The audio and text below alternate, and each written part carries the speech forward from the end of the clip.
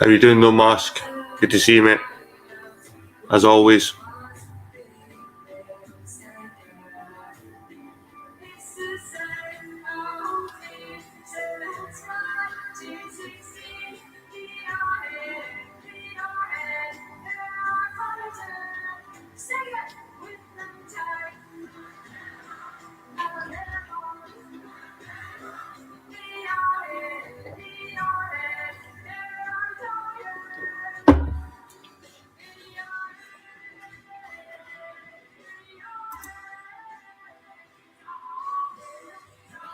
Hi, good man. Just glad it's coming up for Friday. Friday tomorrow, man. Well, it's Friday now, I suppose, but you know what I mean. End of the week. Looking forward to a good adventure this weekend, I've got to say. We live stream.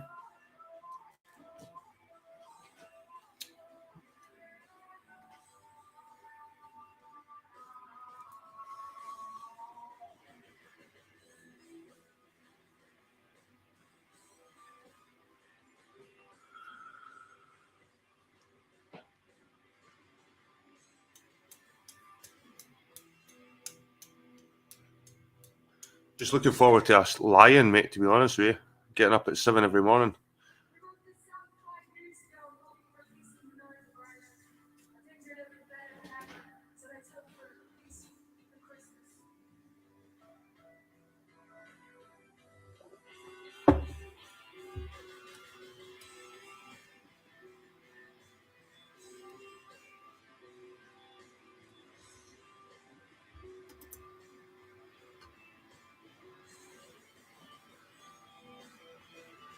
Welcome back, people. I'm just letting some folks come in the door.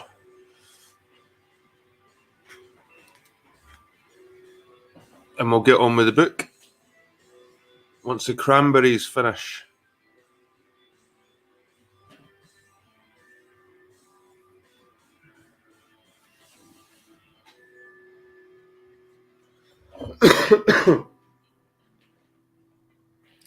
I'm 630 tomorrow. Jesus.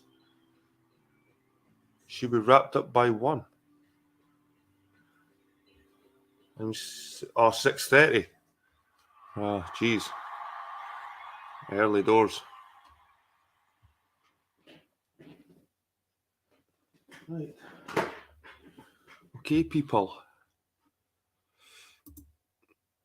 Welcome back to another Irish Druid reading. It's been good. I've got to say I've enjoyed the past couple of sessions. And the 2 hours go pretty quick. I was just looking over there at the contents and what we've already been through.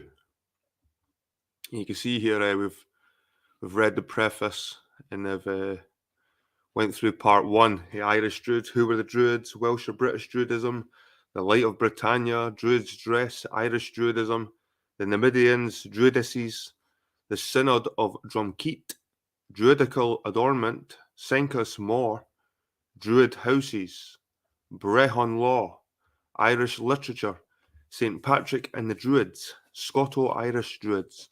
Opinion. This has been 4 hours beforehand.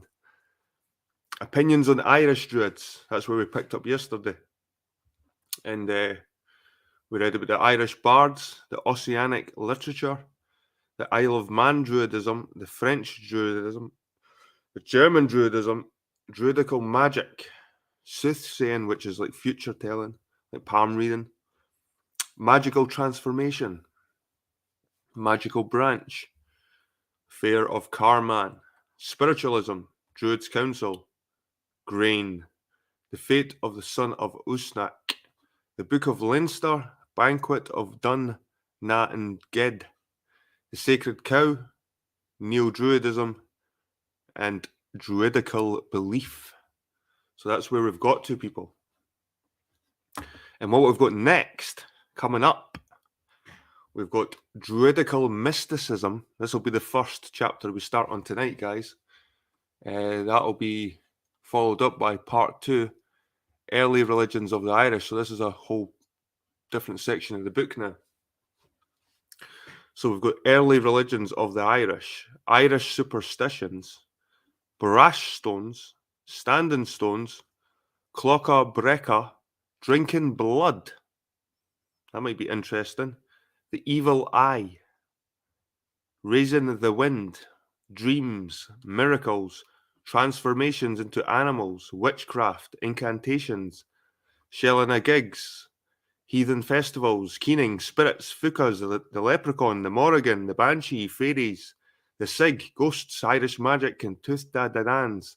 Tuatha Dé Danann magic, transformation stories, illumination, dreams and omens, Tuatha tribes, idol worship, serpent faith, Serpent Faith 2, Serpent Faith 3, Serpent Faith 4, Serpent Faith 5. Jesus, there's a lot of Serpent Faith. Up to 6. Then there's sun worship, sun customs, fire worship, Beltane, stone worship, single stones, stone circles, Logan stones. You can see I've already read that chapter because I was doing some research about the Logan name. Dolmens, pillar stones, animal worship, sacred pigs, the shamrock and other sacred plants, the mistletoe, well worship, holy bells, Irish crosses, the sacred hill of Tara, Howth Hill, the Round Tower Creed, Ossian the Bard, the Chaldees of Druidical days, the future life or land of the West, ancient Irish literature, and lastly, the Lea Fail, or the Stone of Destiny. Right, guys. So I'll quickly have a look at the chat, see if there's any newcomers, just to greet them. It's just no mask so far. Crazy dreams. You're going to have crazy dreams, but we'll try and get up to the evil eye at least. And blood's drinking. I want to know what they were doing back then with the blood drinking stuff. That'd be interesting. So I'm just going to wet my palate. So to warm up to the reading. Guys, it's pretty hard, I've got to say, reading live. There's so many videos I make where I'm like reading over something. I need to start again because I do something wrong with my reading, and to just go with it with a live, even if you make a mistake and you just keep going, you know what I mean? It's been enjoyable though, I've got to say.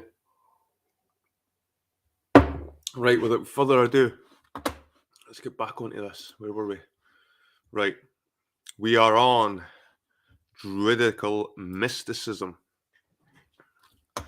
So this was by James Bonwick, 1894. So you've got to take that into context as well, guys. The date this was written.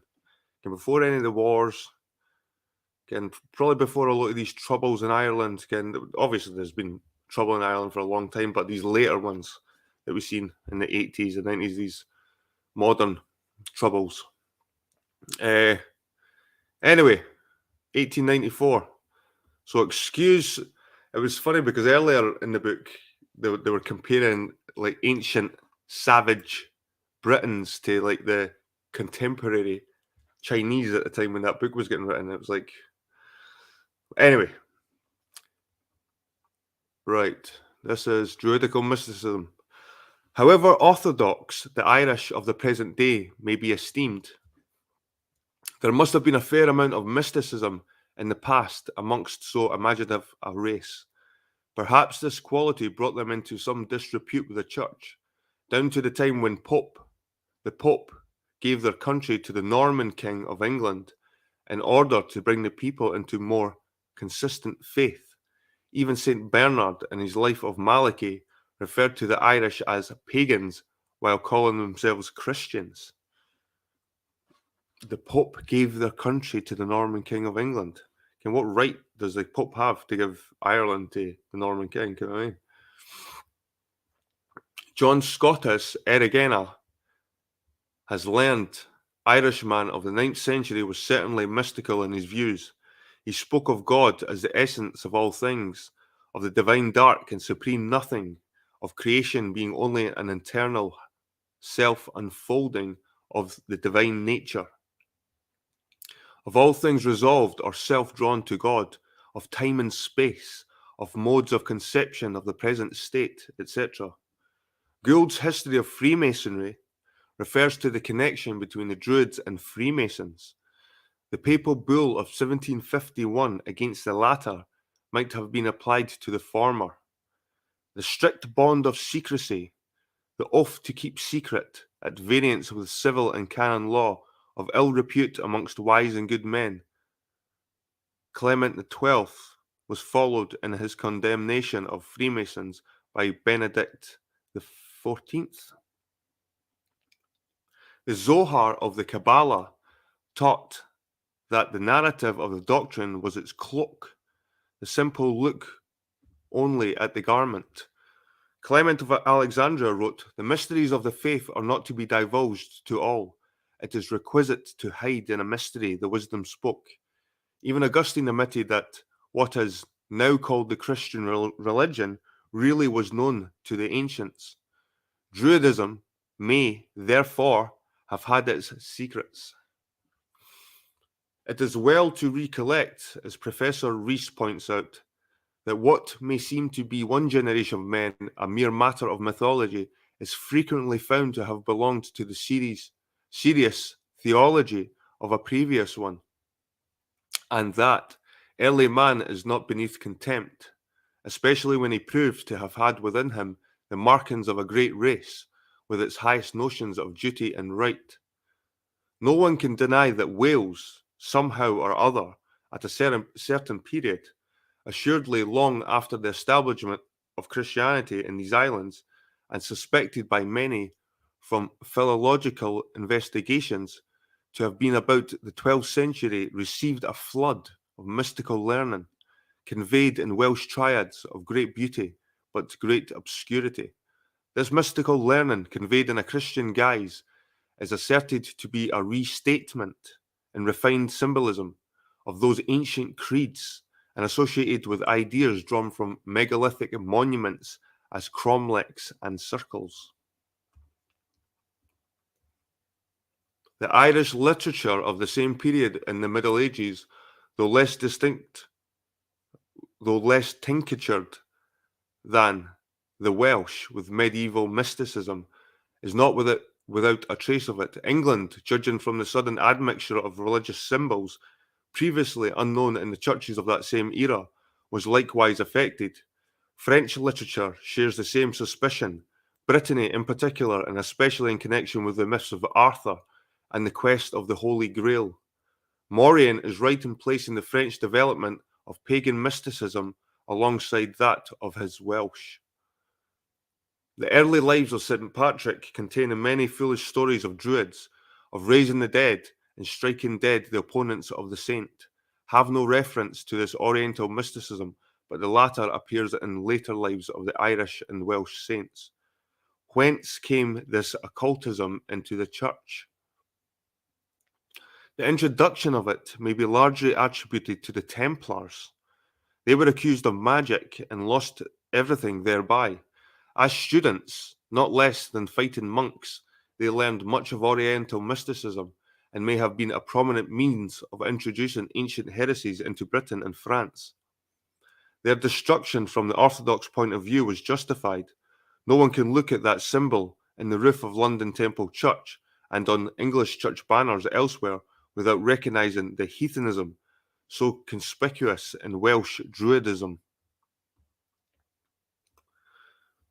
But why this Eastern philosophy should find a special retreat in the triads of a medieval Wales is by no means clear. It is, however, a singular fact that the introduction of this mysticism appeared almost simultaneously in the Sufism of Persian Mahometism. Do you know what? That's Muhammad. That's Islam, by the way. That's actually Islam. It's what they called Islam back then, and it was Mahometanism. Mahometanism, and that's Muhammad, I think. I'm sure that's what that is. And I remember the word earlier on when I was listening back. I was looking at the word. I was like, do you know what? I think that's Muhammad. Mahometenism. It's like a weird word, but obviously I think that's what Islam is. As exhibited in the poems of Hafiz, Sadi, etc., and is still to be found in the sect of the dancing dervishes. Did it reach Wales through Spain and France? There is little or no evidence of Gnosticism, so full of more ancient and pagan symbolism, penetrating to the British Isles through the later development of the Middle Ages abounding in Gnostic ideas. As this peculiarity would appear to have entered Wales in the early Norman period, during the Crusades, why was it not evident in Ireland? Did the Norman conquerors, who became more Irishy than the Irish from their devotion to the Irish Brehon law, which gave chiefs so much power and property, decline to patronise therein the new learning? The Irish king of Ulster, Mongan, recollected his first life as Find, though 2 centuries before. Tuan was twice born as a man.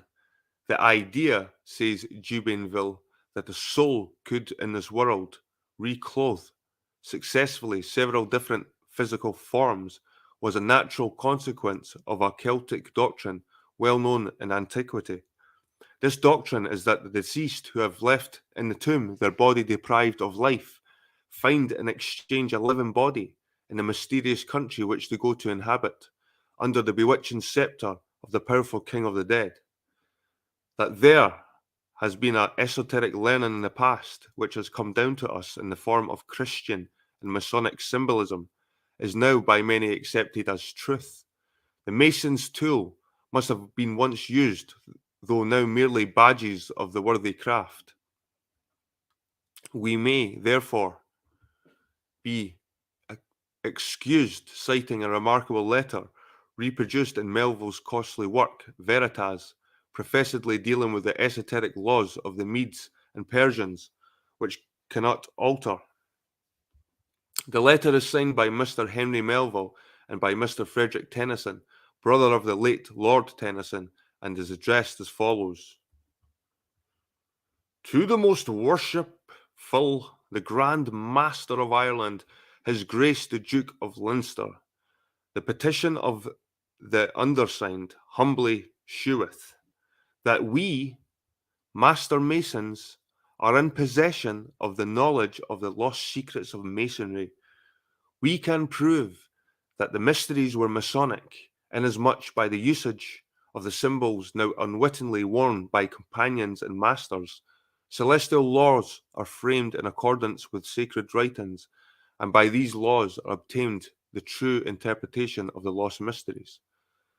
That in former ages the learned rulers retained the Masonic mysteries for the use and benefit of the craft, and these mysteries were not to be divulged under a lesser penalty than death. Such mystic secrecy might have been advisable and requisite in ages past, but some retention of knowledge your petitioners verily believe to be no longer necessary.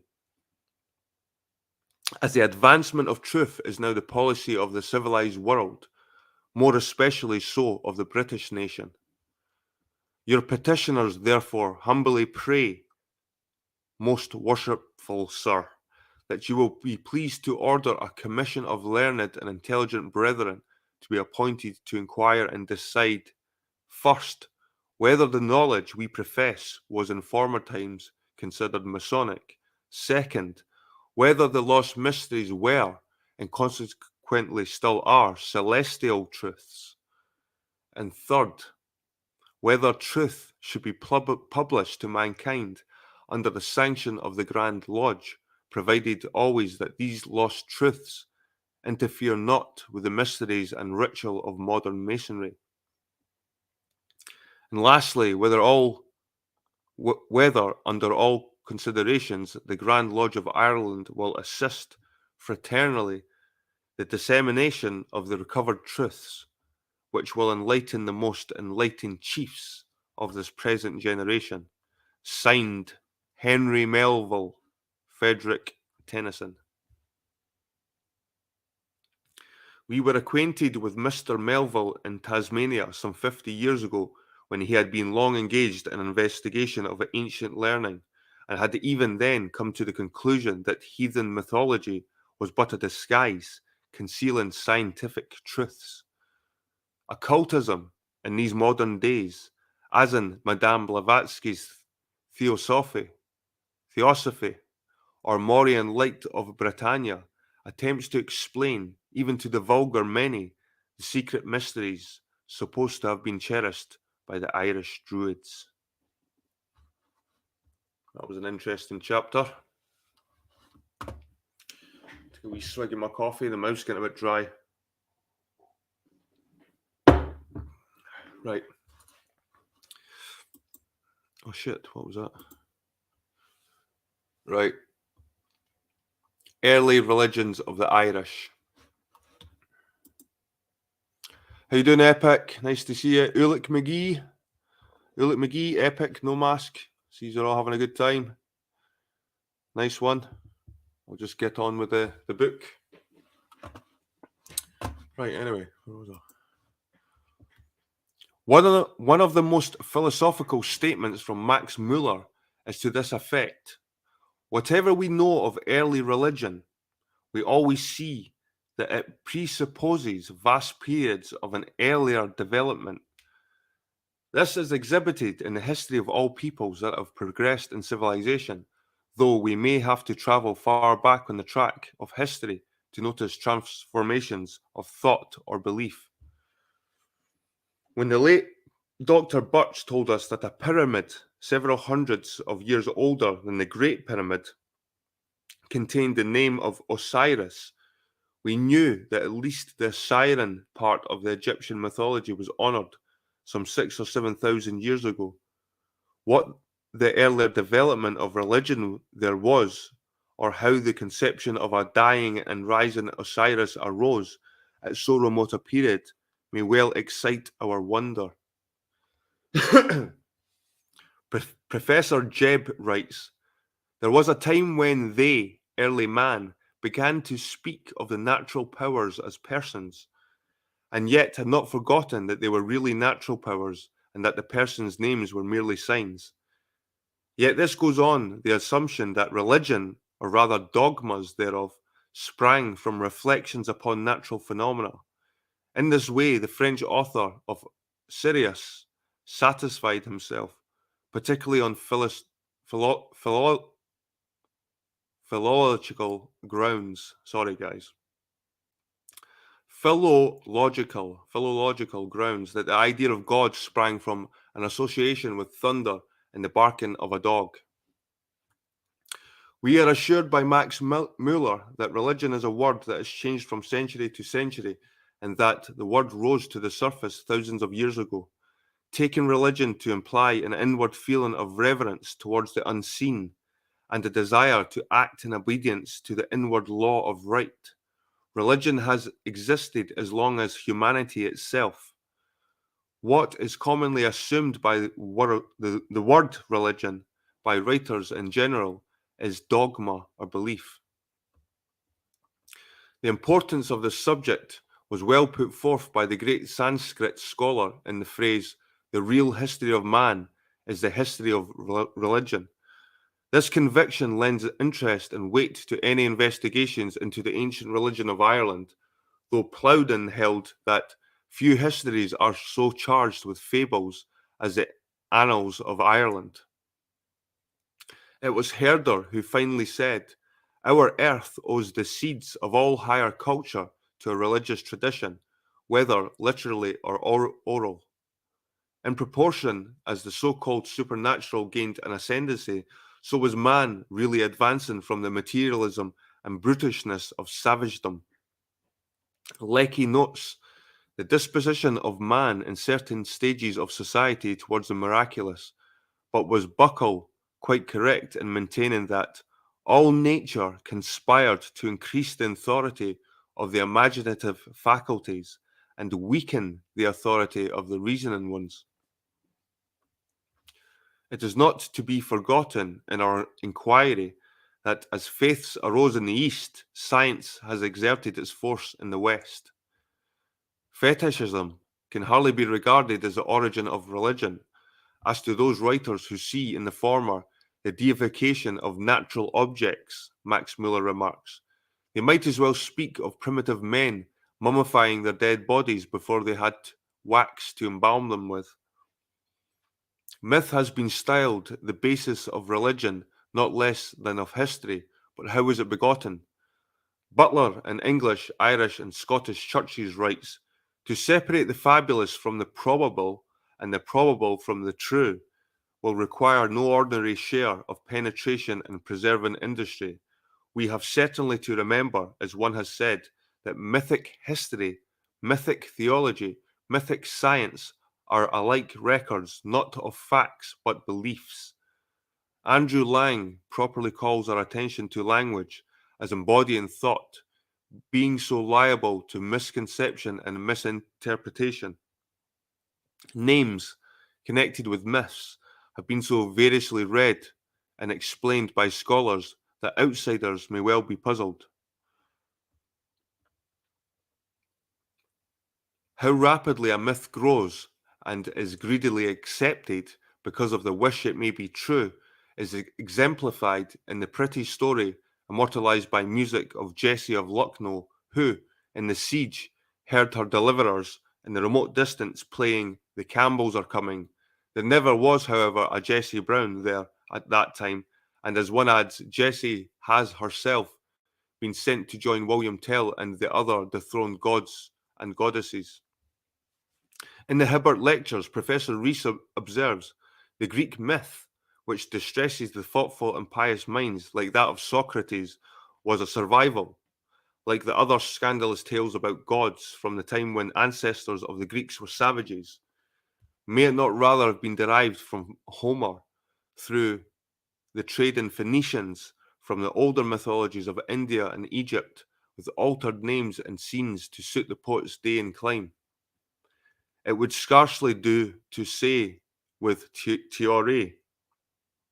Thierry, in legend alone rests real history, for legend is living tradition, and 3 times out of 4 it is truer than that what we call history." Think about that, guys. That's what I've been trying to say.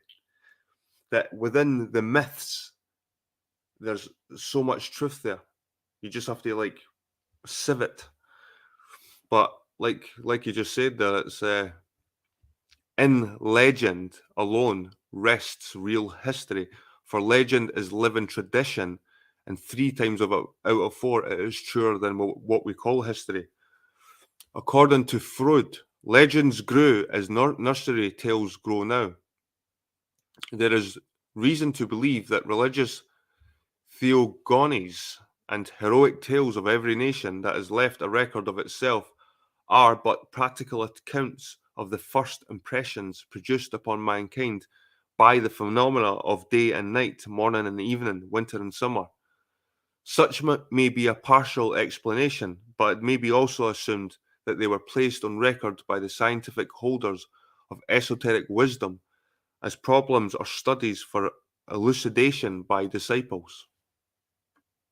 The anthropological works of Sir John Lubbock and Dr. Tyler can be consulted with profit upon the subject of primitive religious thought. Hayes O'Grady brings us back to Ireland, saying, "Who shall thoroughly discern the truth from the fiction with which it is everywhere entwined, in many places altogether overlaid? There was at one time a vast amount of zeal, ingenuity, and research expended on the elucidation and confirming of these fables, which, if properly applied, would have done Irish history and archaeology good service, instead of making their very names synonymous among strangers with fancy and delusion." So, in other words, they've not really done a service to Irish history, making up all these myths and attaching it to the truth. Muddying the water, in other words. Chinese whispers. After this, we can proceed with the Irish legends and myths, the introduction of this inquiry being a direction to the current superstitions of the race. So we're going to look at the Irish superstitions. The peculiar superstitions of a people will often throw a light upon their ancient faiths. Baring Gould has remarked, much of the religion of the lower orders, which we regard as essentially divine, is ancient heathenism, refined with Christian symbols. Whatever doubt may be felt as to this, all must admit the underlying paganism of some customs, credences, or sayings. Gom tells us that the local fetishism is to be found in Aryan countries, simply represents the undying faith of the older race. Dr. Todd, in his work on Irish religion, ventured on more tender ground when he wrote concerning the guardsman's cry of St. Patrick. The prayer which it contains against women, smiths, and druids, together with the invocation of the powers of the sky, the sun, fire, lightning, etc., proves that, notwithstanding the undoubted piety and fervent Christian faith of the author, he had not yet fully shaken off the pagan prejudices. Giraldus Cambrensis declared that the Irish, at the conquest by Henry II, justified their condemnation by the Pope, being more ignorant than all the other nations of the first principles of the faith. The legends of the English and French might be shown to contain a vast amount of questionable common sense and faith, but our present inquiry is to trace the underlying opinions of the ancient Irish.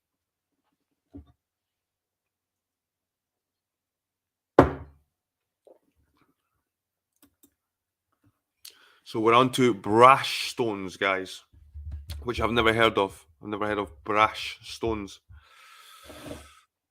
I'll have a quick smoke and I'll have a quick look at the chat.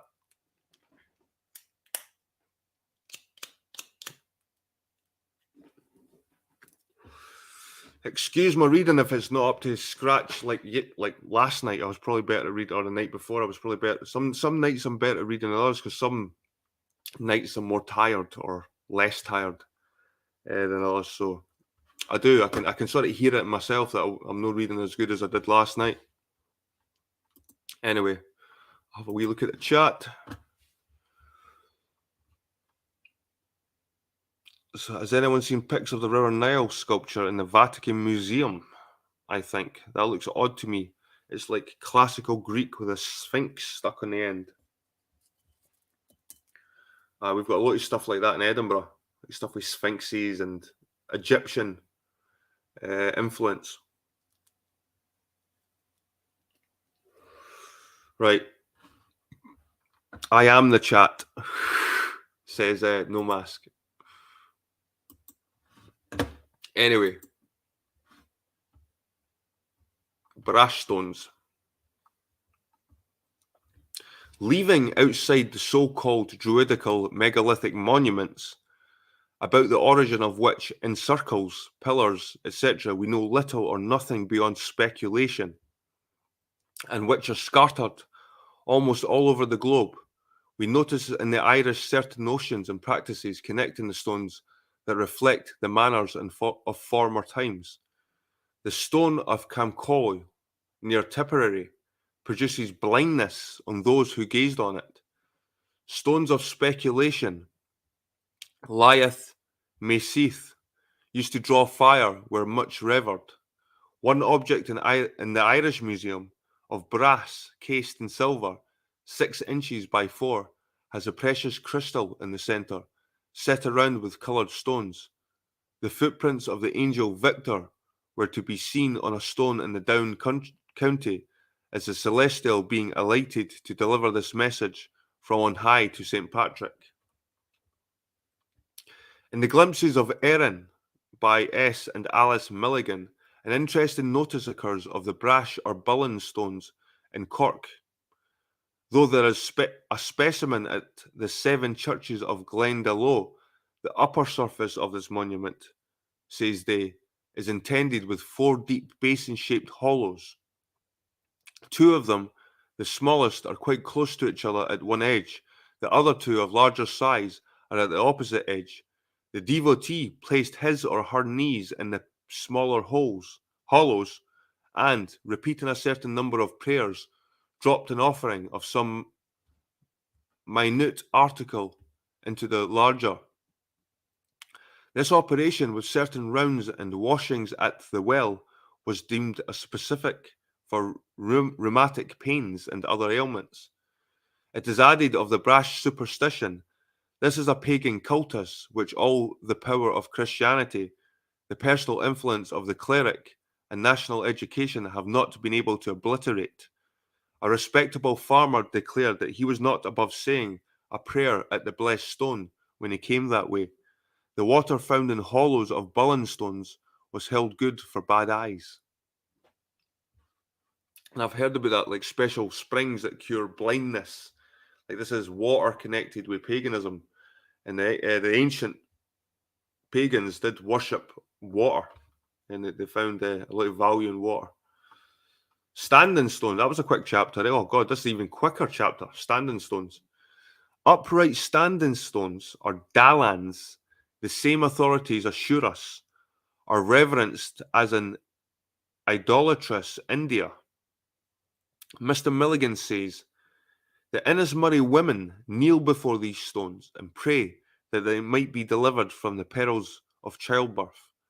St. Bridget's stone at Fogard, Louth, has a raised work round it, with St. Bridget's pillar near it upon steps, round which the devotees walk. Clocha Breca.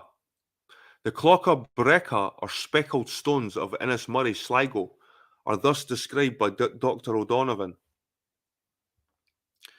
They are round stones of various sizes and arranged in such order that they cannot be easily reckoned. And if you believe the natives, they cannot be reckoned at all. These stones are turned, and if I understand them rightly, their order changed by the inhabitants on certain occasions, when they visit the shrine to wish good or evil against their neighbours. An air or long curse has been often thus hurled against a private enemy. So that's the Clocha Breca. Round stones. Oh, this is Drinking Blood's the next one, guys. Which is quite a short one as well. Drinking blood. There is no account of the people, as recorded of some Celts, worshipping a bloody spear, or one placed in a vase upon the altar, as with the Scythians. But Spencer, in Queen Elizabeth's time, observed the Irish drink blood in a certain ceremony and swear by the right hand of their chiefs. So that could be the bloody handy Ulster. Solinus, in the early Christian centuries, must have heard strange tales of Erin when he left this record. It is a surely savage race. The soldier in the moment of victory takes a draught of his enemy's blood and smears his face with the gore. The mother puts her boy's first food for luck on the end of her husband's sword and lightly pushes it into the infant's mouth with a prayer to the gods of her tribe that her son may have a soldier's death.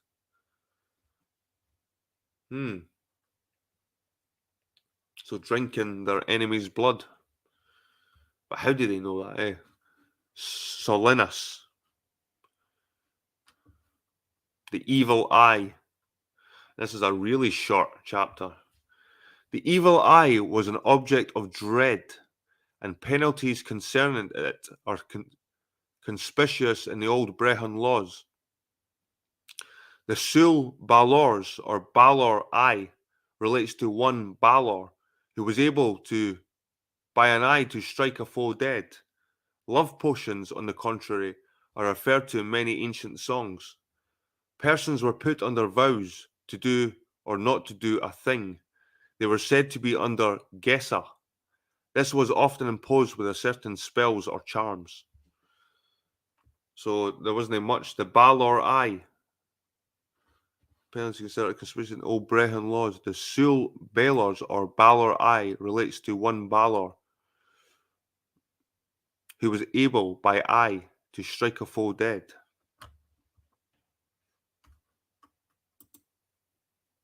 Raising the wind. God, we're flying through these wee chapters. Raising the wind, so valuable a power in sailing days, was the privilege of a few, and had its votaries down to the last century. Windbound fishermen of the Hebrides, too, used to walk, sunwise, round the chapel of Flada in Fladenhuan Isle, and pour water upon a round, bluish-looking stone. This effectually raised a wind. The gods then kept the wind in bags. Not so long ago, old women in Shetlands would sell wind to sailors. How crazy is that? Old women in the Shetlands would sell wind to sailors. Oh my God, that's like selling snow in the Arctic. Anyway, dreams. Dreams have played a great part in Ireland. In St. Patrick's Confession, they are referred to. Professor O'Curry explains the meaning attached to them by the peasantry. Auguries were taken from the flight of birds, from beasts, and the appearance of clouds. Prodigies were not always perceived but by favoured parties. Thus we read in one poem, "The king alone beheld that terrible sight, and he foresaw the death of his people. Showers of blood were thus beheld. Bards at times recognised the sounds of approaching death on the strings of their harps." That's dreams. Miracles. Miracles were of ordinary occurrence and of varied character. Tales were told of early saints crossing the Irish Sea by standing upon their garments laid upon the water. They are similar to what is noted in Hutcher's Les Saint Graal, where a number of Christians came to Britain upon Joseph of Arimathea's shirt, which grew in size with a number mounting upon it. That's interesting. Transformation into animals. This is a bigger chapter. Transformations, especially into animal forms, have been implicitly believed in by the peasantry. Some perceive in this the system of totemism. Professor Rees was led to recognise a dog totem in Ireland from the number of dog names. Conair, son of bird, must not eat bird, and Cuchulainn, the hero, named after a dog, was told not to eat of dog. He was ruined by breaking the order. The descendants of the wolf in Ossory, we are told in Wonders of Erin, could then transform themselves into wolves. The wolf was a totem of Ossory. That's me, the wolf. Druids, as tradition relates, could change men into animals or trees. Dalyell's Darker Superstitions of Scotland gives a number of such transforming stories. Thus, Minerva changes Ulysses for fear of his enemies. She spake, then touched him with her powerful wand. The skin shrunk up and withered at her hand. A swift old age o'er all his members spread. A sudden frost was sprinkled on his head. An Indian chains himself to a mouse to catch a fairy dancer. So many Irish tales relate to transformations, though more for war, stratagem, than love, beguilements. Andrew Lang, referring to Cupid and Psyche, equally applicable to other superstitions, observes, "We explain the separation of the lovers as the result of breaking a taboo, or one of the etiquette, binding among men and women as well as between men and fairies." Witchcraft. Witchcraft, the conscious or unconscious exercise of a power peculiar to some persons in greater or lesser degree of controlling little heeded or understood laws of nature, was ever common in Ireland. Witches were pitags, buteseeks, or totags. These had the mark or seal of the devil in reddening skin, which would retain for hours an indentation upon it. Recently, it has been ascertained by a philosopher that a sensitiveness in certain individuals exists even beyond their bodies, so that they suffer without being actually touched. In a tradition respecting Conn of the Hundred Battles, the hero Aegon was told by three women that he should be slain in the coming fight. Upon his asking their names, they replied, "Our names are Lan, and Lyanna. We are daughters of Trodan, the magician." A witch who sought to rescue a hero surrounded by foes induced his tribesmen to leave him and attack some rocks, which they were hypnotized to believe were armed soldiery. The witches tied knots in a string and breathed on them with a curse upon the object of their hateful incantation. Some persons, however, were clever enough, when finding such a charmed string, to undo the knots and so prevent the calamity. The Quran contains a prayer for delivery from the mischief of women blowing on knots.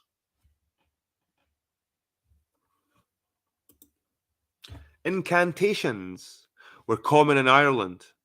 A story in Erse, Panyin O'Keefe, has a man riding aloft on a besom. A giant blew a young man to a distant wrath and sent him into a heavy sleep. A giant got from a little green man a black cap, like Jack the Giant Killer's cap of darkness, and gave it to the King of Ireland's son, that he might be invisible at his leisure.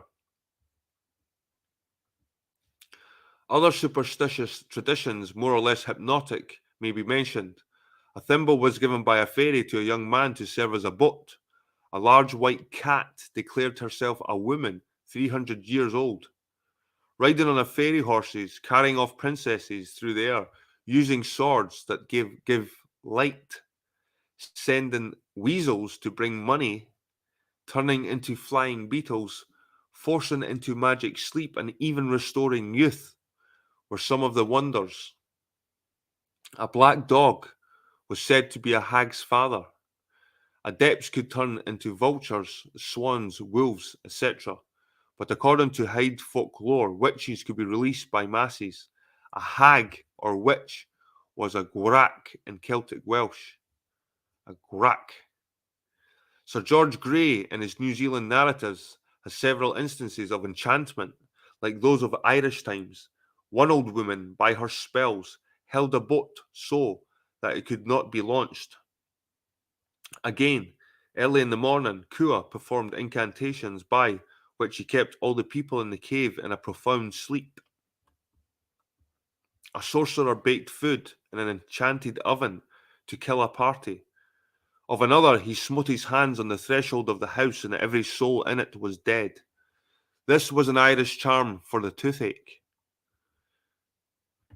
May the thumb of chosen Thomas and the side of guileless Christ heal my teeth with lamentation from worms and from pangs. Oh, did you get worms in the teeth back in the day? It's pretty disgusting.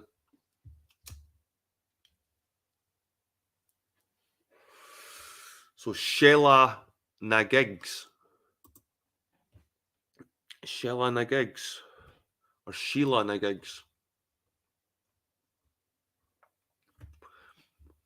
Charms of a peculiar kind were employed to ward off evil. Of these, more potent than the feminine sign of the horseshoe over the threshold was the celebrated Sheila Nagig. The writer, many years ago, was shown one of these strange figures in the reserved depositories of the British Museum. It was a squatting figure of an exposed naked female, rudely sculptured, not unlike, except in size, the singular colossi under the museum porch brought from Easter Isle. This figure was taken down from over a doorway of an ancient church in Ireland and was, without doubt, a relic of pagan days, used during many Christian centuries to ward off evil from the incoming congregation. Another stood by the moat of Howth. That'd be interesting to see, actually, a sculpture like that in a church. In the stone chips of E.T. Stephen, we have the following. The horseshoe is still the conventional figure for the yoni in Hindu temples, and although its original import was lost, until lately the horseshoe was held to be a charm against witchcraft and the evil eye amongst ourselves, precisely as was the case with the more unmistakable Sheila Nagig at certain churches in Ireland. I'll need to look more into that, the Sheila Nagig. The Dublin Museum contains an extraordinary bone pin representing the Sheila Nagig, and evidently a charm to a shield the wearer. It was found alongside a skull in a field. Wilde declared that a Roscommon child was taken from the grave to obtain its arms for charm purposes. The child was taken from the grave to obtain its arms for charm purposes.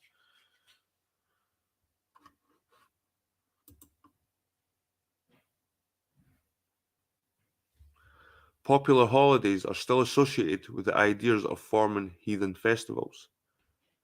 May Day in some parts of Ireland has its female mummers who dance and hurl wearing a holly bush.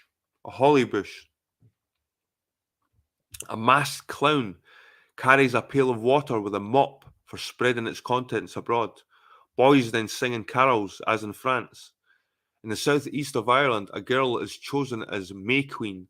We have that here, guys. We have they're called jubilees, and you have the king and the queen, and it's like little kids are chosen. It's like parades, and it's strange. It goes back to these old pagan festivals, definitely. Where were we? Pail of water, and the southeast girl is chosen. A girl is chosen as May Queen, presiding at all May making till she is married.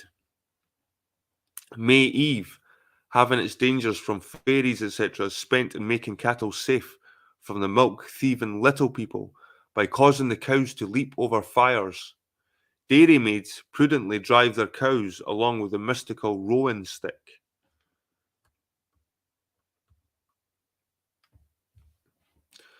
Of the phallic maypole set up for St. John's Eve or Midsummer's Day, N. O'Kearney remarks, the pole was evidently used in the Druidical ceremonies. Yule cakes were Nur cakes. Hogmanay was observed, as in Scotland. Hog was a Chaldean festival. Irish pagan feasts were announced by the blowing of long horns, 2 or 3 yards in length, some of which are to be seen in Dublin Museum. The Christmas candle of southwest Ireland was burnt till midnight on Christmas Eve, and the remnant kept as a preservative against evil spirits till the next year's candle was set up. Magic ointment revealed the invisible. All Saints' Day perpetuated the pagan Samhain of November Eve. Holy cakes, known sometimes as triangular bannocks, were then eaten as soul mass cakes. And I was doing a live stream, we were somewhere, I think it was down at Selkirk actually. They had these bannocks, these cakes. Cakes. November Eve, says Mrs. Bryant's Celtic Ireland, is sacred to the spirits of the dead. In the Western Islands, the old superstition is dying very hard, and tradition is still well alive. It is dangerous to be out on November Eve, because it is the one night in the year when the dead come out of their graves to dance with the fairies on the hills. And as it is their night, they do not like to be disturbed. So, November Eve, guys. So, that's the end of October, October the 31st. This is where Halloween comes out, obviously. November Eve. It's weird to think October the 31st is November Eve. But that's Halloween. November Eve. November Eve is the one night in the year when the dead come out of their graves to dance with the fairies on the hills. And as it is their night, they do not like to be disturbed. Funeral games are held in their houses. In olden times, it was thought that their dead heroes could help in distress. Twice during the Trina of Tailton, each day at sunrise, I invoked Mac Eve to remove from me the pestilence. Keening. The keens, or lamentations for the dead, are connected with ancient and heathenish practices. Professional howlers had charge of the corpse. Rich, who wrote in 1610 of a keen, remarked, "A stranger at the first encounter would believe that a quantity of hags or hellish fiends were carrying a dead body to some infernal mansion." But some of the death songs have great beauty of composition. Sheila Leah's Lament is a fine example. It is thus translated from the Erse. Sing the wild keen of my country, ye whose heads bend in sorrow in the house of the dead. Lay aside the wheel and flax, and sing not in joy, for there's a spare loft in my cabin. Oweneen, the pride of my heart, is not here. Did you not hear the cry of the banshee crossing the lovely Kilcrumper? Or was there a voice from the tomb, far sweeter than song, that whistled in the mountain wind and told you that the young oak was fallen? Yes, he is gone. He is gone off in the spring of life, like the blossom of the prickly hawthorn, scattered by the merciless wind on the cold, clammy earth. Raise the keen, ye whose notes are well known. Tell your beads, ye young women who grieve. Lie down on his narrow house in mourning, and his spirit will sleep and be at rest. Plant the shamrock and wild firs near his head. That stranger may know who has fallen. Soon again will your keen be heard on the mountain, for before the cold sod is sodden over the breast of my Oweneen, Sheila, the mother of the keeners, will be there. The voice, which before was loud and plaintive, will be still and silent, like the ancient harp of our country, etc.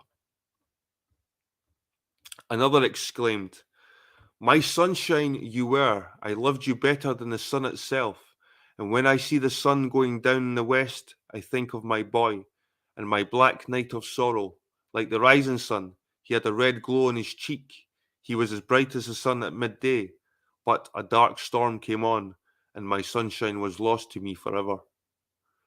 No one would claim for the Keens a Christian origin. The Reverend John Wesley saw a funeral in 1750 and wrote, "I was exceedingly shocked at the Irish howl which followed.